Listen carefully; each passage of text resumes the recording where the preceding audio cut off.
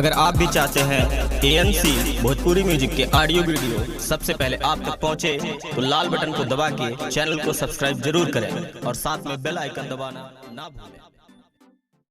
Music by Anil Saini. नया साल में नया माल पट गइल हो। नया साल में नया माल। ANC रिकॉर्डिंग स्टूडियो सिकरी बाजार सिद्धार्थ नगर।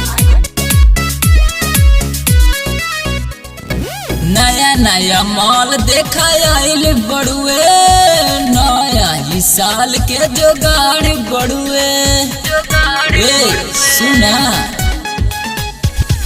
नया नया माल देखा आइल बड़ुए, नया ही साल के जोगाड़ बड़ुए। हैप्पी न्यू ईयर बोली जब सट गइल हो, हैप्पी न्यू ईयर बोली जब सट गइल हो।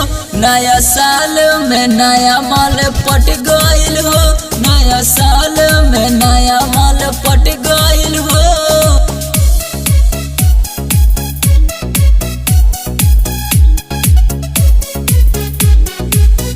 नया साल में नया माल पट गइल हो, नया साल में नया माल।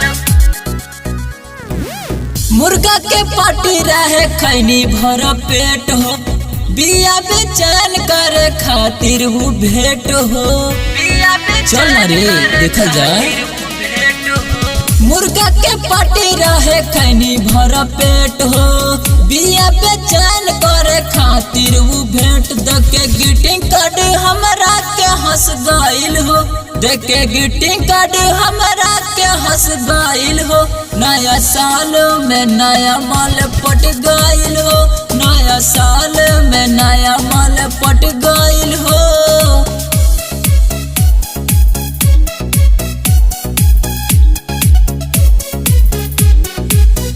नया साल में नया माल पट गइल हो, नया साल में नया माल।